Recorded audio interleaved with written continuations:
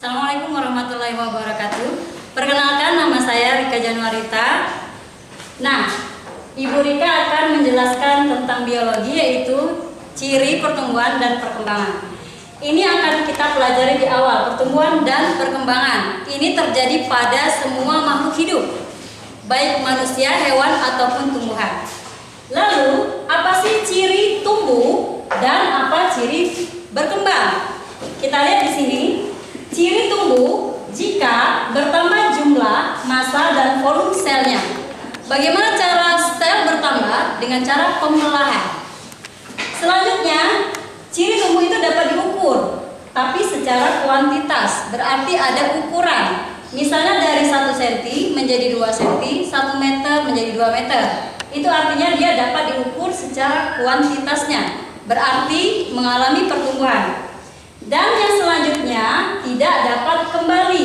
Seperti kita tahu, jika sudah bertumbuh, misalnya seorang anak dari 140 bertambah 10 cm ukuran tubuhnya, maka dia tidak akan lagi kembali menjadi 140 cm. Jadi yang namanya pertumbuhan, dia mengalami pertambahan ukuran, pertambahan jumlah massa sel dan volumenya, tapi tidak dapat kembali ke masa yang sebelumnya. Jadi anak-anak tidak akan kembali menjadi bayi lagi karena dia sudah mengalami pertumbuhan. Sampai sini paham ya? Selanjutnya kita masuk ke ciri berkembang atau perkembangan. Apa saja cirinya? Yang pertama adalah proses menuju dewasa. Ini beda dengan pertumbuhan. Dewasa terkait dengan organ reproduksi atau secara emosional atau spiritual atau juga mentalnya. Jadi berhubungan dengan pendewasaan. Yang kedua, tidak dapat diukur. Kalau bertumbuh dari 1 cm menjadi 2 cm bisa diukur menggunakan alat ukur.